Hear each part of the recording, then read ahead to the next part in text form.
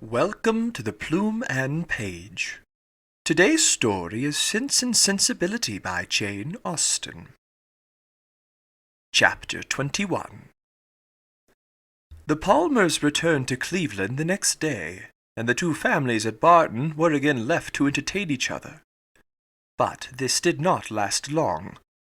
Elinor had hardly got their last visitors out of her head, had hardly done wondering at Charlotte's being so happy without a cause, at Mr. Palmer's acting so simply with good abilities, and at the strange unsuitableness which often existed between husband and wife, before Sir John's and Miss Jennings' active zeal in the cause of society procured her some other new acquaintance to see and observe. In a morning's excursion to Exeter, they had met with two young ladies whom Miss Jennings had the satisfaction of discovering to be her relations, and this was enough for Sir John to invite them directly to the park, as soon as their present engagements at Exeter were over. Their engagements at Exeter instantly gave way before such an invitation, and Lady Middleton was thrown into no little alarm on the return of Sir John, by hearing that she was very soon to receive a visit from two girls whom she had never seen in her life, and of whose elegance, whose tolerance, gentility even, she could have no proof, for the assurances of her husband and mother on that subject went for nothing at all. Their being her relations too made it so much the worse, and Miss Jennings' attempts at consolation were therefore unfortunately founded, when she advised her daughter not to care about their being so fashionable, because they were all cousins and must put up with one another. As it was impossible, however, now to prevent their coming, Lady Middleton resigned herself to the idea of it, with all the philosophy of a well-bred woman, contenting herself with merely giving her husband a gentle reprimand on the subject 5 or 6 times every day.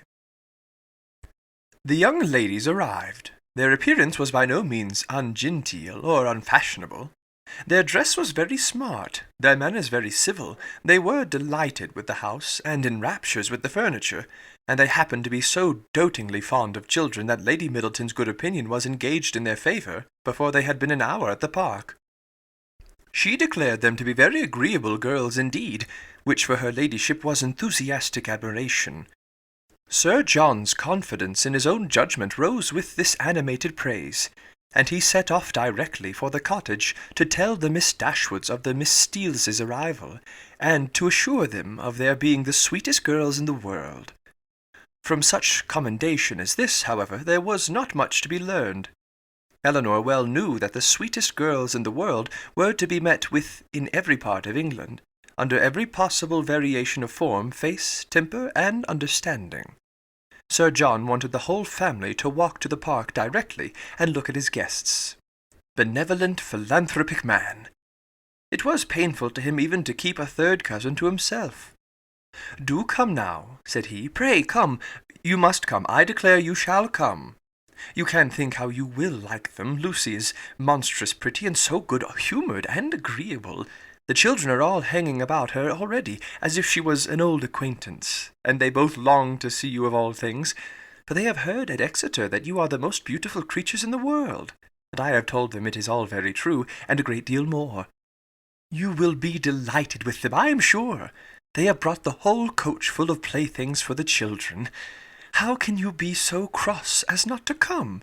Why, they are your cousins, you know, after a fashion. You are my cousins, and they are my wife's, so you must be related." But Sir John could not prevail. He could only obtain a promise of their calling at the park within a day or two, and then left them in amazement at their indifference, to walk home and boast anew of their attractions to the Miss Steeles, as he had been already boasting of the Miss Steeles to them. When their promised visit to the park and consequent introduction to these young ladies took place, they found in the appearance of the eldest, who was nearly 30, with a very plain and not a sensible face, nothing to admire. But in the other, who was not more than 2 or 3 and 20, they acknowledged considerable beauty. Her features were pretty, and she had a sharp, quick eye, and a smartness of air, which, though it did not give actual elegance or grace, gave distinction to her person. Their manners were particularly civil, and Elinor soon allowed them credit for some kind of sense, when she saw with what constant and judicious attention they were making themselves agreeable to Lady Middleton.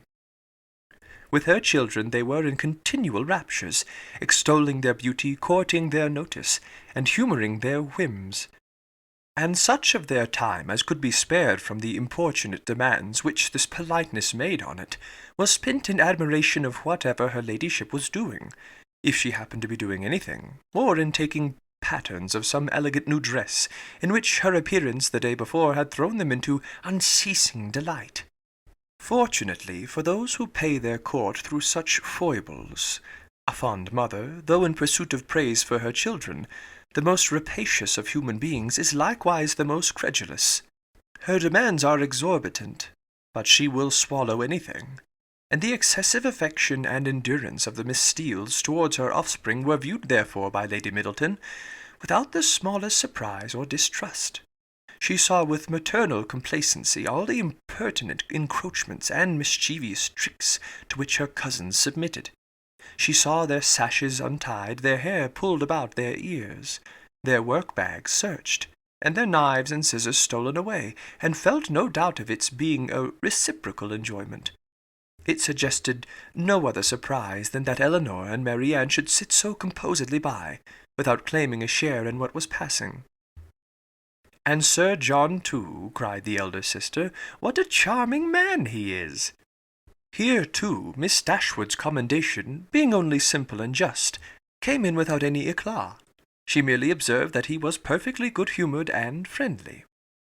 "And what a charming little family they have! I never saw such fine children in my life. I declare I quite dote upon them already, and indeed I am always distractedly fond of children." "I should guess so," said Eleanor with a smile, "from what I have witnessed this morning." "I have a notion," said Lucy. "You think the little Middletons rather too much indulged. Perhaps they may be the outside of enough, but it is so natural in Lady Middleton. And for my part, I love to see children full of life and spirits. I cannot bear them if they are tame and quiet." "I confess," replied Eleanor, "that while I am at Barton Park, I never think of tame and quiet children with any abhorrence." A short pause succeeded this speech, which was first broken by Miss Steele, who seemed very much disposed for conversation, and who now said rather abruptly, "And how do you like Devonshire, Miss Dashwood? I suppose you were very sorry to leave Sussex?" In some surprise at the familiarity of this question, or at least of the manner in which it was spoken, Eleanor replied that she was. "Norland is a prodigious beautiful place, is it not?" added Miss Steele. "We have heard Sir John admire it excessively," said Lucy, who seemed to think some apology necessary for the freedom of her sister. "I think everyone must admire it," replied Eleanor, "whoever saw the place, though it is not to be supposed that anyone can estimate its beauties as we do." "And had you a great many smart beaux there? I suppose you have not so many in this part of the world. For my part, I think they are a vast addition always." "But why should you think," said Lucy, looking ashamed of her sister, "that there are not as many genteel young men in Devonshire as Sussex?" "Nay, my dear, I am sure I don't pretend to say that there ain't. I'm sure there's a vast many smart beaux in Exeter. But you know, how could I tell what smart beaux there might be about Norland? And I was only afraid the Miss Dashwoods might find it dull at Barton, if they had not so many as they used to have. But perhaps you young ladies may not care about the beaux, and had as lief be without them as with them. For my part, I think they are vastly agreeable, provided they dress smart and behave civil. But I can't bear to see them dirty and nasty. Now there's Mr. Rose at Exeter, a prodigious smart young man, quite a beau, clerk to Mr. Simpson, you know, and yet if you do but meet him of a morning, he is not fit to be seen."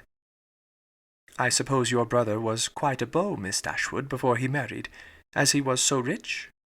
"Upon my word," replied Eleanor, "I cannot tell you, for I do not perfectly comprehend the meaning of the word.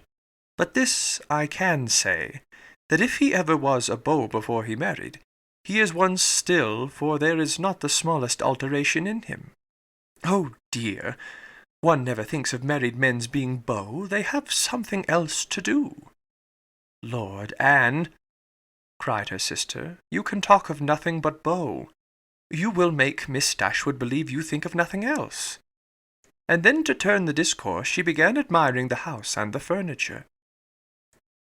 This specimen of the Miss Steeles was enough. The vulgar freedom and folly of the eldest left her no recommendation, and as Elinor was not blinded by the beauty or the shrewd look of the youngest to her want of real elegance and artlessness, she left the house without any wish of knowing them better. Not so the Miss Steeles. They came from Exeter, well provided with admiration for the use of Sir John Middleton, his family, and all his relations, and no niggardly proportion was now dealt out to his fair cousins, whom they declared to be the most beautiful, elegant, accomplished, and agreeable girls they had ever beheld, and with whom they were particularly anxious to be better acquainted. And to be better acquainted, therefore, Elinor soon found was their inevitable lot, for as Sir John was entirely on the side of the Miss Steeles, their party would be too strong for opposition, and that kind of intimacy must be submitted to, which consists of sitting an hour or two together in the same room almost every day. Sir John could do no more, but he did not know that any more was required. To be together was, in his opinion, to be intimate, and while his continual schemes for their meeting were effectual, he had not a doubt of their being established friends. To do him justice, he did everything in his power to promote their unreserve, by making the Miss Steeles acquainted with whatever he knew or supposed of his cousin's situation in the most delicate particulars. And Elinor had not seen them more than twice before the eldest of them wished her joy on her sister's having been so lucky as to make a conquest of a very smart beau since she came to Barton. "'Twill be a fine thing to have her married so young, to be sure," said she, "and I hear he is quite a beau, and prodigious handsome. And I hope you may have as good luck yourself soon, but perhaps you may have a friend in the corner already." Elinor could not suppose that Sir John would be more nice in proclaiming his suspicions of her regard for Edward than he had been with respect to Marianne. Indeed, it was rather his favourite joke of the two, and being somewhat newer and more conjectural. And since Edward's visit, they had never dined together without his drinking to her best affections with so much significancy, and so many nods and winks, as to excite general attention.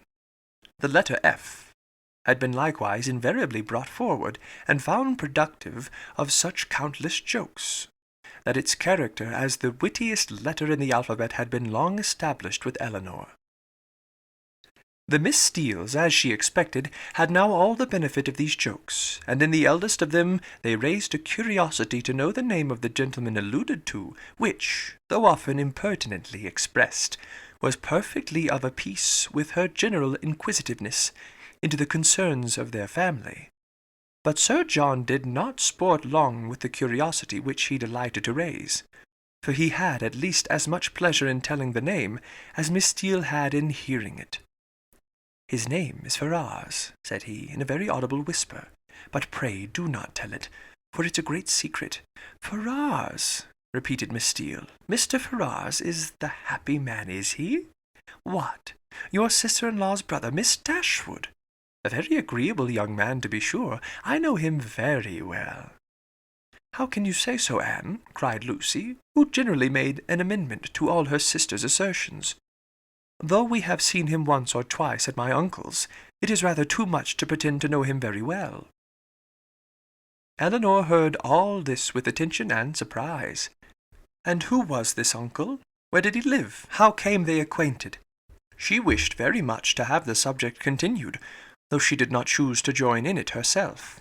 But nothing more of it was said, and for the first time in her life she thought Miss Jennings deficient either in curiosity after petty information, or in a disposition to communicate it.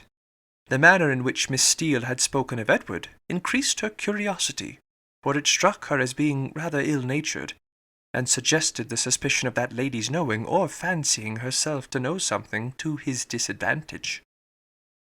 But her curiosity was unavailing, for no farther notice was taken of Mr. Ferrars's name by Miss Steele when alluded to, or even openly mentioned by Sir John.